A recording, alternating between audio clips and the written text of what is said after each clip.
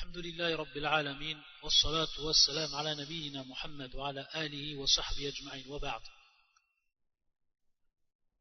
Donc avant de continuer sur le sujet, j'aimerais faire une parenthèse Inch'Allah ta'ala en ce qui concerne ce qu'on a déjà vu et plus précisément les piliers du mariage et également les conditions du mariage, al-arkan wa shurut.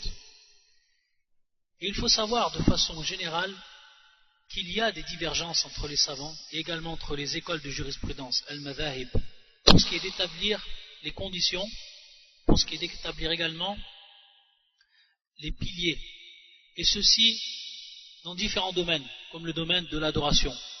Et à titre d'exemple, la prière. On voit qu'il y a des divergences dans les madhahib, dans les écoles de jurisprudence, pour désigner et pour établir les conditions, également les piliers, de même pour ce qui est du hajj, le pèlerinage. On va avoir beaucoup de différences à ce niveau. Taïb. Et ici, bien entendu, on ne va pas rentrer dans le sujet et on ne va pas parler des causes de ces divergences. Pourquoi elles ont divergé. Donc on ne va pas rentrer dans ce sujet-là. Ce serait bien plus vaste de parler des causes des divergences entre les savants. Mais on va tout simplement rappeler, pour ce qui nous concerne, c'est-à-dire ici notre sujet, le mariage, que certains savants nous ont rappelé un autre pilier, en plus des deux piliers qu'on avait cités, et ce pilier concerne la présence de deux époux qui vont être exempts. Donc ici on va parler de mawani' shar'iyya, de ce qui les empêche de se marier légalement, yani shar'an, religieusement. À titre d'exemple, pour ce qui est de la femme, il ne faudra pas qu'elle fasse partie de ce qu'on appelle al-maharim, les femmes avec qui il ne nous est pas permis de nous marier, qui revient à nasab, le lien de parenté, ou qui revient également à rida', qui revient également à l'allaitement, ou alors également pour les femmes qui sont dans leur période, al-idda. À titre d'exemple également, pour ce qui est de l'homme, si l'homme est un mécréant, il a cette caractéristique de la mécréance, il est donc mécréant, il ne pourra jamais se marier avec une femme qui est elle musulmane. Au niveau de la législation, c'est pas possible qu'il se marie avec une femme qui est musulmane. Donc ça, c'est pour ce qui est du pilier que nous rappellent certains savants. Taïb. Également pour ce qui est ashurut, pour ce qui est des conditions. Certains savants vont nous citer une condition et qui est la suivante, ta'yin ou kullin min az-zawjayn. C'est-à-dire donc déterminer, et ça de façon très précise, deux époux. À titre d'exemple, si l'homme il a plusieurs filles, au moment du contrat du mariage, il devra préciser le nom de sa fille, s'il en a plusieurs. Taïb, donc ça c'est la ta'yin. C'est également une des conditions que certains savants ont précisé pour ce qui est donc du mariage. Wallahu ta'ala a'lam. On revient également, et ça par rapport donc au cours dernier, lorsqu'on a parlé de al-muda'aba, et qu'on avait traduit donc par le fait d'avoir un câlin avec son épouse, un câlin, que ce soit des caresses, etc. Tout ce qui va rentrer donc dans ce terme, al-muda'aba, et qui est bien souvent fait au moment de ce qu'on appelle également al-muqaddima, donc les préliminaires par rapport à l'acte. Et on avait cité un hadith par rapport à cela, le hadith du prophète sallallahu alayhi wa sallam, et l'expliquer à travers l'explication que nous avait donnée Ibn al-Qayyim pour ce qui était de la préférence de la femme qui est vierge à celle qui ne l'est pas. Et lorsqu'on parle de al-muda'aba, on va voir qu'il y a plusieurs choses qui rentrent dans cela en revenant à la sunna du prophète sallallahu alayhi wa sallam, et que cela, al-muda'aba, c'est quelque chose qui est important et qu'il faut comprendre. C'est une compréhension à avoir, sachant que la femme, elle a beaucoup plus de sensibilité, elle a un côté beaucoup plus sentimental qui va être beaucoup plus appuyé que chez l'homme, et que donc la femme a besoin de beaucoup plus d'affection, et même donc au moment du rapport. Donc ça c'est un point qui est important à comprendre et à savoir, et c'est pour ça qu'on va voir, et que cela est connu, que la femme, même après que l'acte soit terminé, elle a besoin d'affection. Et elle a besoin donc que l'homme reste auprès d'elle. et qu'il y a donc encore cette al-muda'aba qui continue, comme au début du rapport. Et on va voir que dans la sunna du prophète sallallahu alayhi wa sallam, on va s'apercevoir que le prophète sallallahu alayhi wa sallam pratiquait cette al-muda'aba, ce qu'on appelle donc cela, et ce terme qui contient donc, on le reprend en arabe parce qu'il est beaucoup plus général, il englobe beaucoup de choses, et qui veut dire, comme on l'avait dit la dernière fois, et comme on l'avait expliqué, et comme on l'avait détaillé, lorsqu'on avait parlé bien entendu de ce qui touche les caresses, ou que ce soit également les baisers, les câlins, et tout ce qui va entrer dans les contacts intimes. Et c'est pour ça que le prophète sallallahu alayhi wa sallam, même durant que ces femmes avaient été en état de menstru, il pratiquait avec elles cela. Et comme on l'a vu dans le cours précédent, ce hadith du prophète sallallahu alayhi wa sallam, isna'u kulla shay'in illa an-nikah, c'est-à-dire faites toute chose avec votre femme, sauf bien entendu an-nikah. Et on avait vu ma'na an-nikah al-jima', et bien sûr qui est un hadith authentique, al-jima'. Donc faites avec elle tout ce que vous avez à faire, sauf bien entendu al-jima', donc l'acte en lui-même, l'acte sexuel. Et on va voir que le prophète sallallahu alayhi wa sallam, même au moment de al-ghusl, c'est-à-dire donc même au moment de se laver, lorsqu'il se lavait avec ses épouses, après bien entendu l'acte, et qu'il était donc en état de janaba, on voit que le prophète sallallahu alayhi wa sallam, il s'amusait avec ses femmes, donc ce qui rentre dans al-muda'aba. Et dans ce hadith qui est rapporté par l'imam al-Bukhari Muslim muttafaqun alayh, hadith de Aïcha, kuntu aghtasilu ana wa rasulullah sallallahu alayhi wa sallam min ina'in bayni wa baynahu, c'est-à-dire que Aïcha, elle se lavait, aghtasil, bien entendu aghtasil, elle se lavait complètement, c'est-à-dire le corps complet. Kuntu aghtasilu ana wa rasulullah, moi et le prophète sallallahu alayhi wa sallam, donc dans un récipient qui se trouvait entre lui et moi. Takhtalif aydina alayh, takhtalifu aydina alayh, fayubadiruni hatta aqula da'li da'li, qalat wa huma junuban. Donc à ce moment-là, il y avait bien entendu les mains qui se croisaient de Aïcha du prophète sallallahu alayhi wa sallam pour prendre bien entendu l'eau. Et le prophète sallallahu alayhi wa sallam faisait vite de prendre l'eau avant à Aïcha, et à titre d'amusement, jusqu'à qu'elle disait da'li da'li, c'est-à-dire laisse-moi, laisse-moi, c'est-à-dire laisse-moi cette eau, laisse-moi l'eau, ou laisse-moi faire, moi aussi pour que je prenne l'eau. Et donc bien entendu, ici c'est à titre d'amusement. Et elle a bien précisé à Aïcha dans ce hadith, wa huma junuban, c'est-à-dire que ils étaient tous les deux en état de janaba. Ça c'est min anwa' al-muda'aba, donc ça fait partie de l'amusement et de la tendresse et de la caresse que pratiquait le prophète sallallahu alayhi wa sallam. Taïb, donc ce qui rentre dans le muda'aba. Et on va comprendre également de ce hadith, on peut tirer également des ahkam, c'est-à-dire des lois de ce hadith. Et dans un premier temps, que l'homme, il peut toucher la femme, et que cela ne va pas interrompre son odo, ou annuler son état de purification. Et il y a d'autres hadiths qui vont également dans ce sens,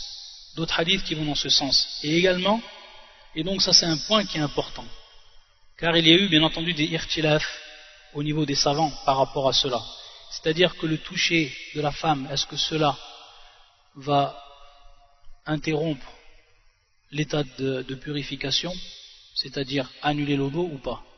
Et on voit que donc ce qui va venir appuyer cela dans un hadith de Aïcha également, et qui se trouve chez les 4 parmi al-Sunan, que ce soit l'imam al-Tirmidhi, ou al-Nasa'i, ou Ibn Majah, ou Abu Daoud, et également auprès de l'imam Ahmed, et qui est un hadith authentique, qui est un hadith sahih, comme l'a authentifié Cheikh al-Albani fil Mishkat, et d'autres livres encore.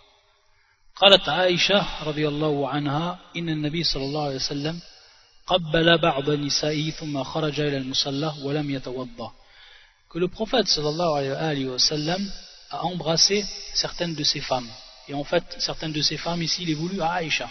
Pourquoi? Parce que dans une version, il lui a été dit Ma hiya illa anti fadahikat, c'est-à-dire on lui a dit ça ne peut être que toi, et elle a rigolé. قبل بعض نسائه ثم خرج للمصلى ولم يتوضأ. C'est-à-dire donc elle n'a pas précisé elle-même Aïcha. Taïb, on l'a compris dans l'autre version du hadith. Et ensuite le prophète sallallahu alayhi wa sallam, après ce baiser qu'il avait eu avec Aïcha, il sortait donc pour prier, il a le musalla, et il ne faisait pas l'ablution. Walam yatawadda. Donc également ça c'est un hadith authentique. Et qui nous prouve donc que l'homme, qu'il touche sa femme, ou qu'il a un baiser avec sa femme, cela ne va pas annuler son wudu. Donc ça c'est un hukm que l'on prend de ce hadith et du hadith également précédent. Le fait que les deux mains donc se croisaient, donc se touchaient entre le prophète et Aïcha lorsqu'ils se lavaient bien entendu de al-janaba, et qu'ils étaient donc en état de janaba et qu'ils allaient donc passer ensuite de par adal-irtisal en état donc de purification et en état de pureté.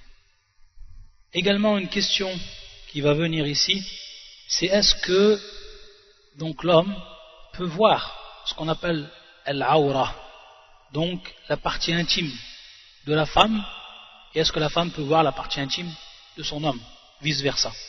Ça c'est également une question qui se pose au niveau de la jurisprudence. Est-il permis cela? La réponse, il est permis cela. Pourquoi? Parce qu'on a des preuves tirées de la sunna du prophète sallallahu alayhi wa sallam. Et ceux qui ont dit que ce n'était pas permis, ils ne se sont pas basés sur des preuves, sinon des preuves qui ne sont aucunement valables.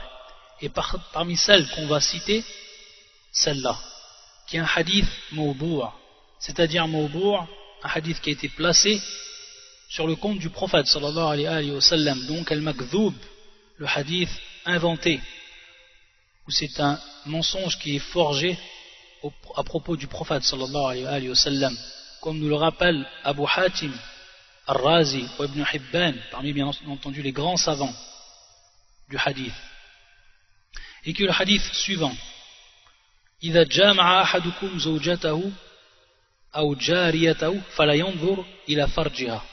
Si un de vous a un rapport donc avec sa femme ou avec sa servante, c'est-à-dire donc son esclave, فلا ينظر إلى فرجها, c'est-à-dire qu'il ne regarde pas donc son sexe. فإنه يورث العمى, c'est-à-dire que cela engendre ou a pour conséquence la perte de la vue, c'est-à-dire qu'il va devenir ensuite aveugle. Ça c'est un hadith qui est mawbu', qui n'a même pas de asl, qui n'a même pas de base, et donc on ne peut prendre bien entendu en considération. Donc il est important de le savoir.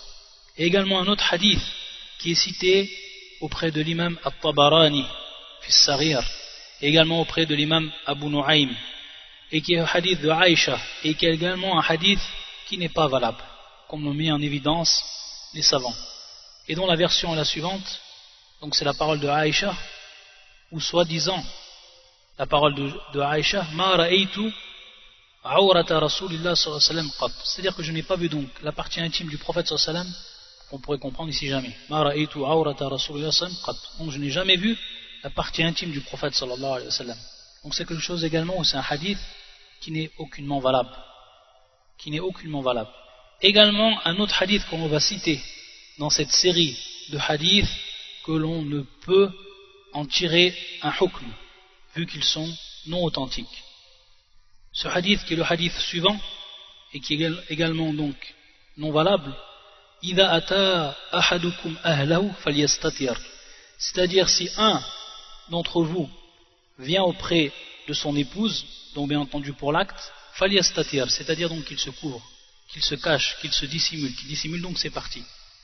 Wala yatajarrada tajarrud al-ayrayn, c'est-à-dire qu'il ne se déshabille pas et ne se dénue pas comme le font ou comme le sont les deux ânes ou les deux baudets. Taïb, donc ici allusion est faite aux animaux qui eux sont nus. Donc il ne se déshabille pas de cette façon-là. Au moment, bien entendu on va comprendre, donc au moment de faire la relation, qu'il ne soit pas nu.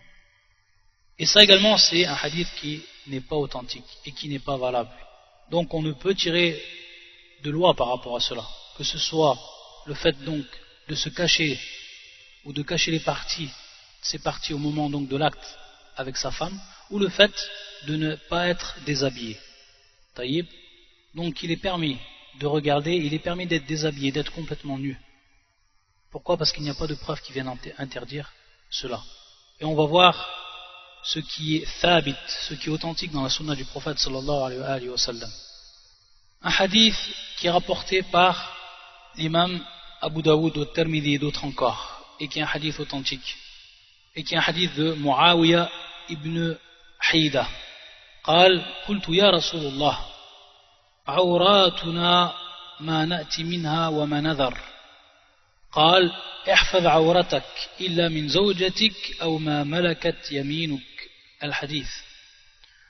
Donc Muawiyah est venu voir le prophète sallallahu alayhi wa sallam, il l'a questionné par rapport à la partie intime, al-awra. Et qu'est-ce qu'il a dit le prophète sallallahu alayhi wa sallam à ce moment-là? Protège ta partie donc intime, sauf de ton épouse, ou de ce que tu possèdes, bien entendu comme esclave. Donc à partir de là on comprend qu'il est permis de ne pas dissimuler donc ses parties intimes devant son épouse, et vice versa.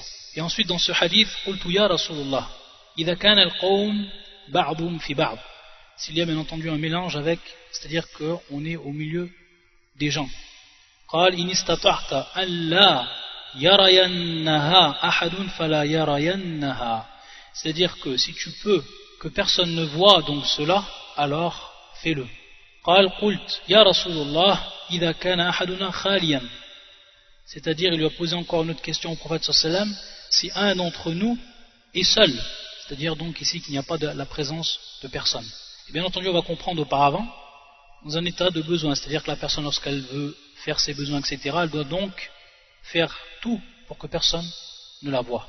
قال قلت يا رسول الله إذا كان أحدنا خاليا, donc s'il est seul, الله أحق أن يستحيا منه من الناس, il a répondu le prophète sallallahu alayhi wa sallam, Allah Azza wa Jalla est plus en droit qu'on ait honte de lui que les gens.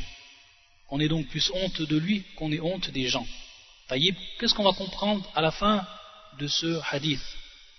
Est-ce qu'on comprend par rapport à cela qu'il est obligé de se recouvrir lorsqu'on est seul, c'est-à-dire qu'il n'y a que toi et Allah subhanahu wa ta'ala? Comment on va comprendre cela à la fin du hadith, lorsqu'il a dit le prophète sallallahu alayhi wa sallam, lorsqu'on donc Muawiyah lui a posé la question, lui a dit lorsqu'on est seul, Allahu haqqu an yustahya minhu minan nas. On va comprendre, comme l'ont compris donc les savants, et parmi les savants des salafs, comme l'a compris l'imam al-Bukhari, rahmatullah alayhi. Et il nous explique par rapport à cela que hada min bab al-afdal wal-akmal, c'est-à-dire donc ala al-nadab. C'est-à-dire que cela fait partie des choses qui sont meilleures et qui sont préférables, et donc qui rentrent dans al-mustahab, ce qui est recommandé, mais non obligatoire. Et l'imam al-Bukhari, rahmatullah alayh, il nous a rappelé, lorsqu'il a cité bien entendu ce hadith, ou lorsqu'il a parlé de ce point de jurisprudence, il a rappelé l'histoire de Moussa et de Ayyub, lorsqu'ils se sont lavés, et lorsqu'ils se sont donc déshabillés totalement, lorsqu'ils étaient dans un endroit désert. Taïb. Également, comme l'explique Ibn Hajar ou al-Manawi fil Fayd ou Ibn Hajar fil Fath, ils expliquent également que cela reste dans ce qui est préférable, mais pas une obligation. Et ils disent لأن الله تعالى لا يغيب عنه شيء من خلقه عراة أو غير عراة, c'est-à-dire que rien n'échappe à Allah subhanahu wa ta'ala, ou rien ne peut être dissimulé d'Allah azza wa jal, de ses créatures, qu'ils soient donc nus ou non nus, subhanahu wa ta'ala. Mais ça rentre donc dans l'adab avec Allah, et ça rentre donc dans ce qui est mustahab, le fait donc de se recouvrir. Donc lorsqu'on a parlé de al-muda'aba, lorsqu'on a parlé également de la relation, et lorsqu'on a parlé également de al-rusl, comme dans le hadith de Aïcha, il est bien de préciser également ce qui est préférable de faire lorsqu'on a un rapport par rapport à al-rusl, par rapport au fait donc de se laver le corps en entier. Et bien entendu ici il y a des sunan à ce propos qui sont venus du prophète sallallahu alayhi wa sallam, et parmi cela le fait de faire l'odo entre deux rapports, le fait de faire l'odo entre deux rapports. C'est pour ça que le prophète sallallahu alayhi wa sallam nous a enseigné dans ce hadith qui est rapporté par l'imam Muslim, également l'imam Ahmed et d'autres encore, et qui est un hadith authentique bien entendu, où où le prophète sallallahu alayhi wa sallam yaqul idha ata ahadukum ahla, lorsque l'un d'entre vous donc vient à sa femme, et donc on comprend par rapport à cela qu'il a donc eu un rapport.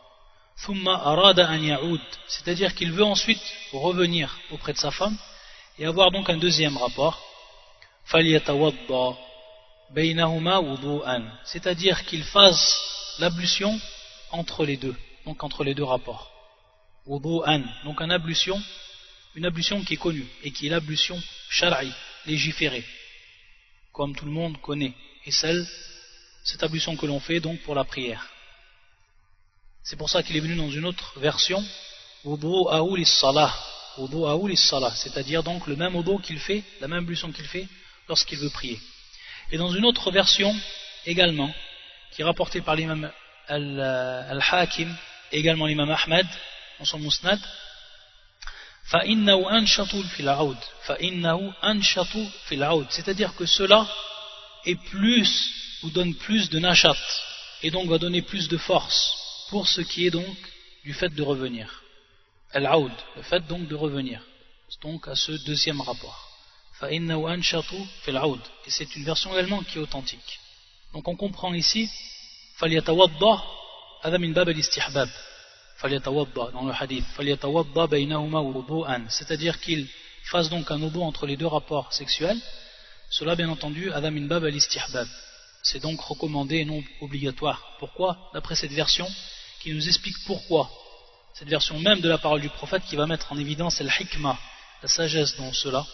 فَإِنَّهُ أَنْشَطُ فِي الْعَوْدِ, donc anshat qui vient donc du terme al-nashat, et al-nashat qui est donc le fait de redonner de la force. Wal-ghusl afdal, c'est-à-dire que dans cela il est également préférable de se laver totalement. Il est encore préférable de se laver totalement.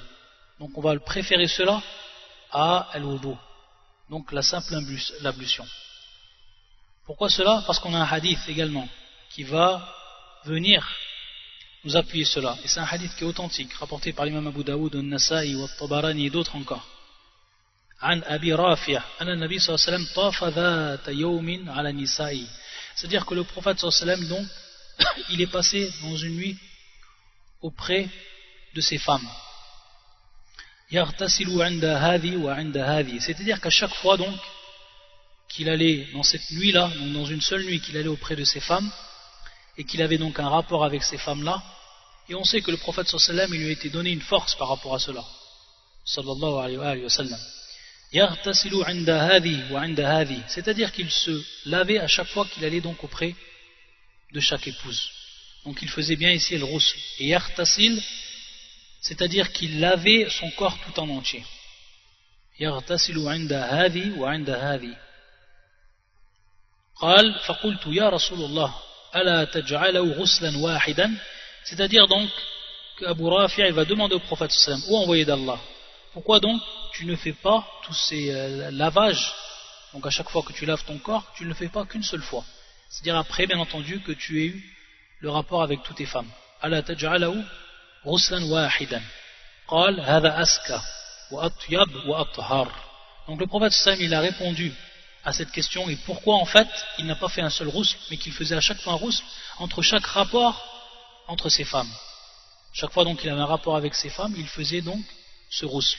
Il lui a répondu le prophète sallallahu alayhi wa sallam que cela est plus pur et meilleur, donc hada aska wa atyab wa athhar, qui sont donc des termes proches qui veulent désigner par cela la pureté, que cela est plus pur donc de faire cet acte là, c'est-à-dire le ghusl entre chaque rapport, et bien entendu que ce soit un rapport entre deux femmes différentes parmi ces femmes, ou alors que ce soit la même femme. On va comprendre ici, et de façon générale, que cela donc est préférable al-ghusl, préférable encore à l'al-wudu. Donc il y a dans un premier temps le wudu que l'on fait, فَإِنَّهُ أَنْشَطُ لِلْعَوْدِ, ou encore plus préférable al-ghusl. Ça donc c'est pour ce qui est entre les deux rapports. Sinon pour ce qui est avant de dormir, est-ce que la personne doit faire al-ghusl ou al-wudu avant qu'elle dorme? Donc elle a eu le rapport avec sa femme, et la femme également est concernée ici, bien entendu, la femme est concernée par rapport à cela. Est-ce qu'ils doivent se laver totalement, ou juste faire le wudu, ou ils peuvent dormir sans rien de cela? Dans un premier temps, on va voir que le prophète sallallahu alayhi wa sallam nous a enseigné le wudu, c'est-à-dire l'ablution, avant que l'on dorme. Et après qu'on a eu notre rapport, il nous a enseigné l'ablution. L'ablution, donc al-wudu. Et c'est un hadith qui nous est rapporté par Aïcha, radiyallahu ta'ala anha, et qui est rapporté par l'imam al-Bukhari et Muslim dans leur authentique. كان رسول الله صلى الله عليه وآله وسلم إذا أراد أن يأكل أو ينام وهو جنوب غسل فرجه وتوضأ وضوءه للصلاة. C'est-à-dire que le prophète sallallahu alayhi wa sallam, lorsqu'il voulait soit manger ou soit dormir, et bien entendu ici c'est après le rapport qu'il voulait soit manger ou soit dormir, donc il est en état de janaba, d'impureté, la grande impureté, ghasala farja, c'est-à-dire qu'il lavait donc son sexe, et ensuite il faisait donc l'odo pour la prière, c'est ce qu'il faisait le prophète sallam donc avant de dormir. Ça c'est une première preuve.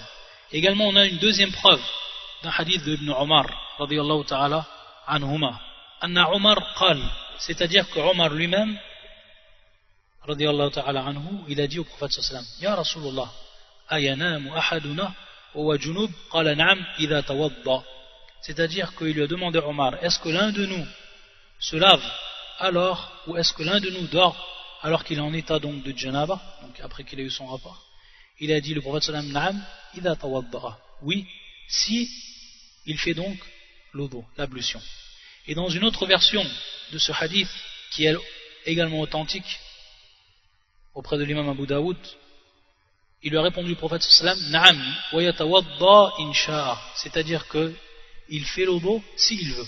Donc on va comprendre directement de cette love, de cette parole du prophète, que cela bien entendu une bab al-istihbab, que cela est recommandé, mais n'est pas obligatoire. Na'am wa yatawadda insha'a, s'il veut. Donc il lui a laissé le choix. Le prophète sallam ne peut laisser le choix pour une personne sur une chose s'il aurait été obligatoire. Donc automatiquement on va la comprendre. On va comprendre le hukm ici al-istihbab.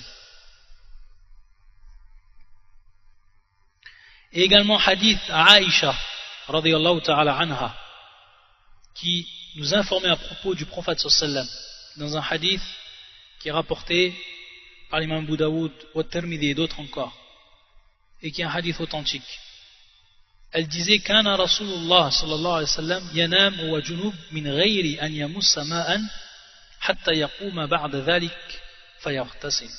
C'est-à-dire que le prophète sallallahu alayhi wa sallam dormait alors qu'il était en état de janaba sans qu'il touche d'eau. Donc on comprend par là, sans qu'il touche d'eau, c'est-à-dire qu'il ne fasse pas donc d'ablution. Hatta yaquma ba'da dhalik fayaghtasil, jusqu'à qu'il se lève après cela, donc après avoir dormi, et qu'il se lavait. Donc on voit ici que cela est permis et que cela est permis. C'est-à-dire de ce geste du prophète sallallahu alayhi wa sallam, on va comprendre ici qu'il est permis également de dormir sans même faire cette ablution. Mais qu'il est préférable, d'après les hadiths précédents et d'après donc les paroles du prophète sallallahu alayhi wa sallam, il est préférable de le faire. C'est-à-dire au minimum al-wudu. Et également, lorsqu'on a parlé de al-wudu, on va voir également l'irtisal, c'est-à-dire le fait de se laver complètement, et que le prophète sallallahu alayhi wa sallam également le faisait. Taïb. Et cela est pris dans un hadith de Abdullah ibn Qais radiyallahu ta'ala an, et qui est un hadith authentique rapporté par l'imam Muslim ou Ahmed.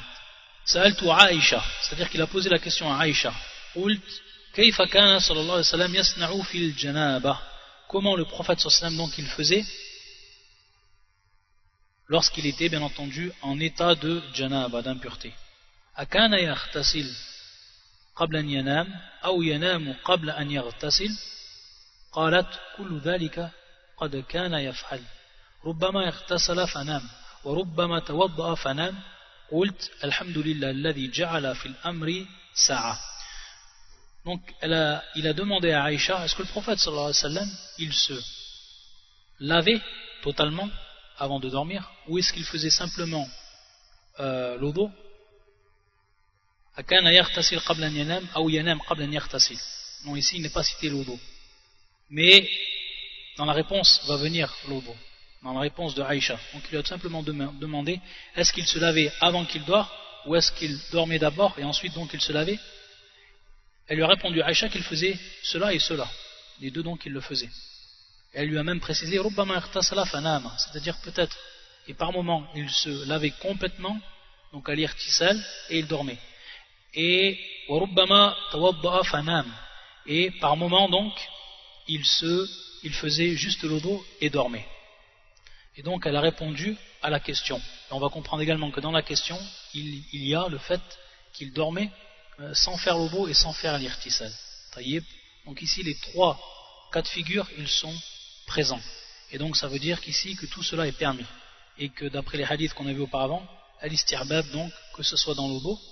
Et ce qui est meilleur encore, bien entendu, est le rousl. Pourquoi? Parce que le rousl va être meilleur que le dos.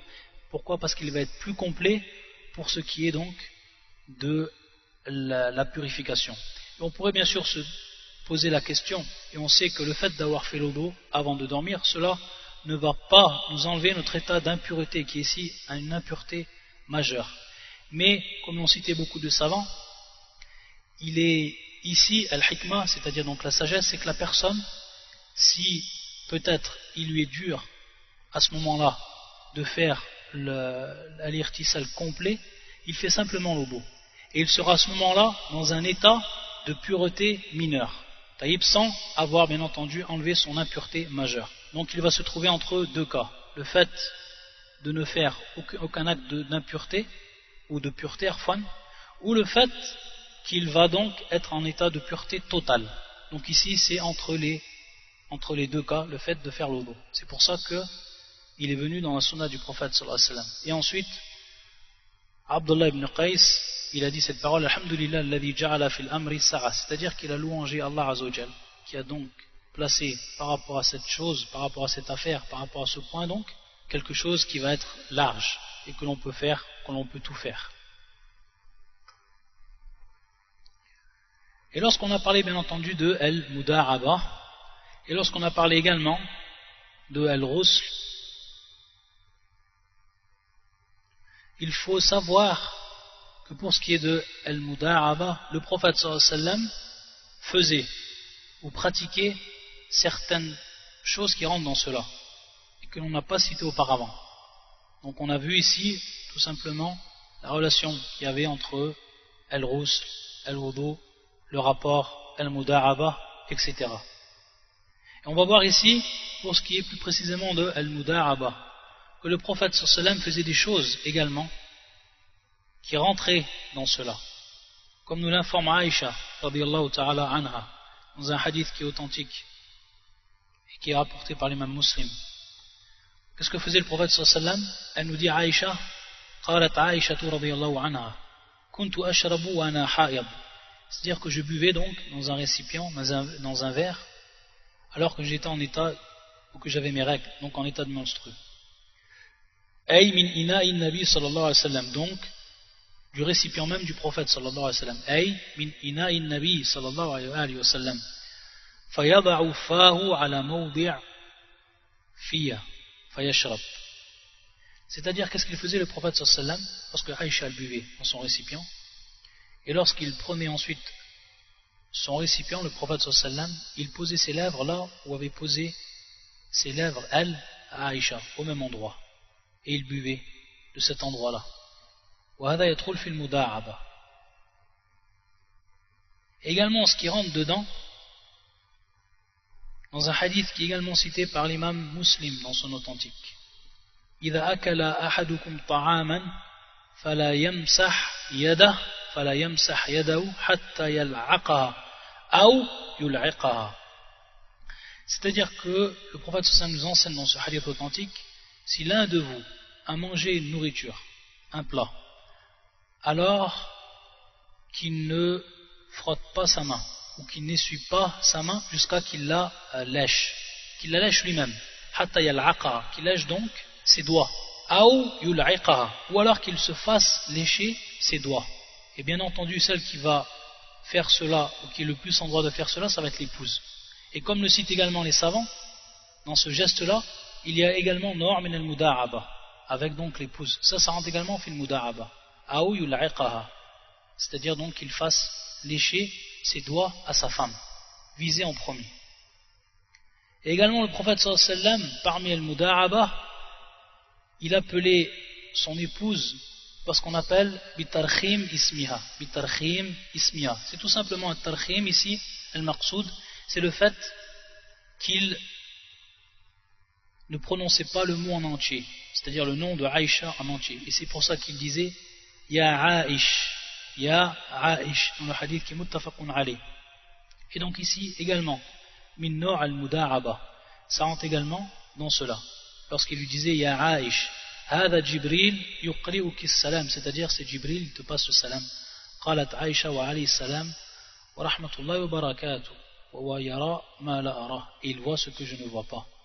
Donc il disait ici le prophète Ya Aïch, en coupant donc le mot et ne citant pas plutôt le nom de son épouse en entier. Et on sait dans le hadith également authentique rapporté par l'imam An-Nasa'i, où que le prophète sallallahu nous a enseigné Kullu shay'in laysa min dhikrillah lahwun wa la'ibun illa an yakuna arba'a.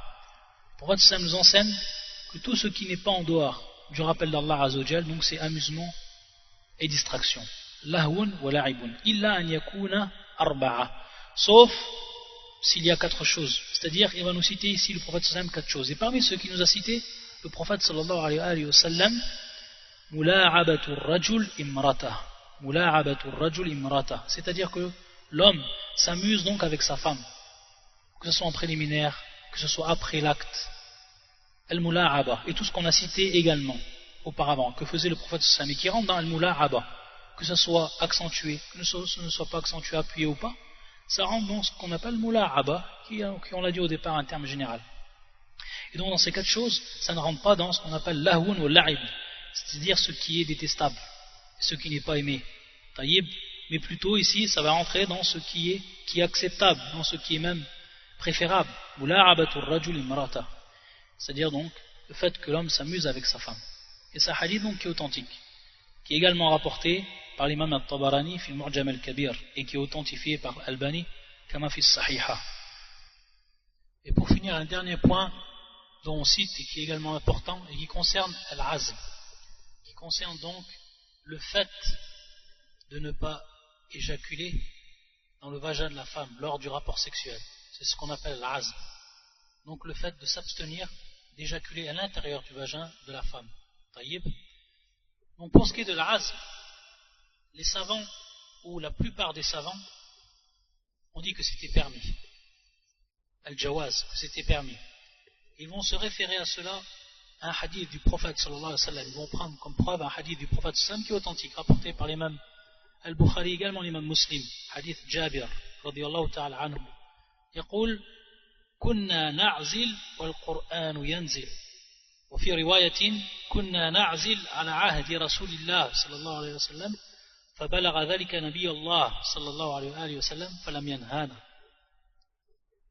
Donc dans ce hadith et ces 2 versions où il est dit qu'on pratiquait donc l'azl alors que le Coran descendait, ça veut dire que tout simplement si ça aurait été interdit, soit il y aurait eu un verset du Coran qui serait descendu, et comme dans l'autre version, soit alors il y aurait eu une interdiction du prophète sallallahu alayhi wa sallam. Taïb. Donc il n'y a pas eu ces 2 cas, pas de verset et pas d'interdiction du prophète sallallahu alayhi wa sallam, alors qu'il a su que cette pratique était faite chez les Sahaba. Également un autre hadith qui lui aussi est rapporté par Jabir radiyallahu ta'ala anhu, et qui est un hadith authentique qui se trouve dans l'authentique de l'imam Muslim, où une personne est venue voir le prophète sallallahu alayhi wa sallam alors qu'il avait une servante et il ne voulait pas donc, il avait des rapports avec elle et il ne voulait pas qu'elle soit enceinte. Alors qu'est-ce qu'il lui a dit le prophète sallallahu alayhi wa sallam? i'zil anha in shi't fa innahu sayatiha ma qaddara laha. Il lui a dit tout simplement pratique donc l'azl si tu veux, mais il va bien préciser ici le prophète sallallahu alayhi wa sallam que ce qui était prédestiné arrivera. C'est-à-dire si Allah Azza wa Jal, malgré cela il a prédestiné un enfant, ça arrivera. Et combien de cas se présentent où la personne fait cette pratique et malgré ça la femme elle est enceinte, elle devient enceinte, parce que ça Allah Azza wa Jal qaddara. Allah Azza wa Jal, c'est lui donc à ce moment-là qui a prédestiné cet enfant-là. Donc on ne peut pas se détourner de la prédestination d'Allah subhanahu wa ta'ala. Mais il faut savoir, lorsqu'on parle de jawaz, il faut savoir que ce qui est préférable, al-awla, c'est de délaisser cet acte-là. Pour deux raisons principales. La première raison, c'est qu'il va y avoir un préjudice qui va être fait à la femme ici. Et quel est ce préjudice? C'est tout simplement qu'elle doit renoncer à un de ses plaisirs qui va lui parvenir à ce moment-là, bien entendu au moment d'éjaculation. Donc ça c'est la première chose. La deuxième chose, cet acte-là va également à l'encontre d'un des objectifs dont on avait déjà traité, l'objectif du mariage, et qui est takfir ou nasl, c'est-à-dire la multiplication donc de la descendance musulmane. Donc à partir de là, il est préférable de délaisser. Et le mieux c'est de délaisser cette pratique-là. Mais al-jawaz, c'est permis.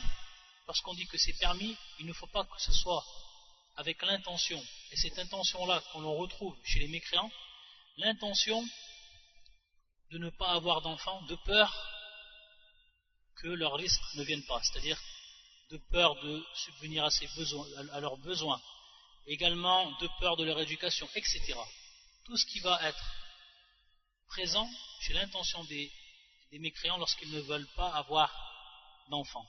Donc si ce but-là correspond à ce même but, alors à ce moment-là, il n'est pas permis de faire cette pratique-là.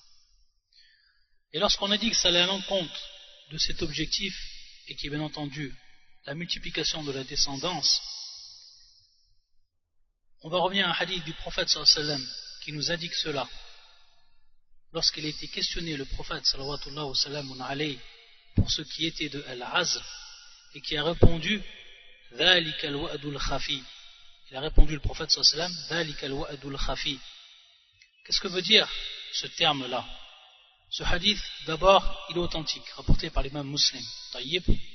Ce terme-là, lorsqu'on entend al-wa'd, on se rappelle un verset du Coran où Allah, tabaraka wa ta'ala, yaqul وَإِذَا الْمَوْءُودَةُ سُئِلَتْ بِأَيِّ ذَنبٍ قُتِلَتْ.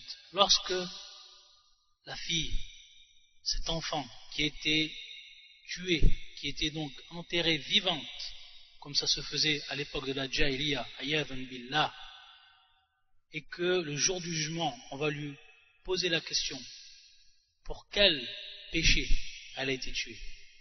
Pour quel péché elle a été tuée? Wallah al-musta'an. Donc le prophète sallallahu alayhi wa sallam ici, il reprend ce terme al-wa'd, mais il va lui donner une caractéristique, et qui s'appelle al-khafi. Al-khafi donc, qui est la caractéristique que l'on retrouve ici dans cet acte-là, et qui veut dire dissimuler. Al-khafi qui veut dire dissimuler, qui veut dire cacher. Contrairement à ce qui va être zahir, contrairement à ce qui va être apparent. Donc par conséquent, pour simplifier cette question-là, le fait qu'ils ont deux caractéristiques qui soient différents, l'un qui est khafi, dissimulé, et l'autre qui est zahir, apparent, ça va impliquer et engendrer automatiquement qu'il va avoir une différence au niveau du hukm, au niveau donc du statut de cet acte-là. Pour l'un, et qui est bien entendu al-azl, ça va être donc détestable, et il est préférable de s'en écarter, tayyib, et l'autre, qui est bien entendu celui qui est apparent, et qui est le fait de tuer son enfant, ceci est évidemment une interdiction qui est catégorique. Donc en résumé, al-azl, ça reste un acte qui est permis, mais détestable. Et on ne doit avoir l'intention, à travers cet acte-là, de boycotter ce moyen de reproduction, et ceci de peur que l'on tombe dans la famine, que l'on tombe dans la pauvreté, et également de peur qu'on n'ait pas assez d'argent pour subvenir aux besoins de cet enfant-là. Wallahu ta'ala a'lam, subhanakallahumma wa bihamdika, ashhadu an la ilaha illa anta astaghfiruka wa atubu ilayk.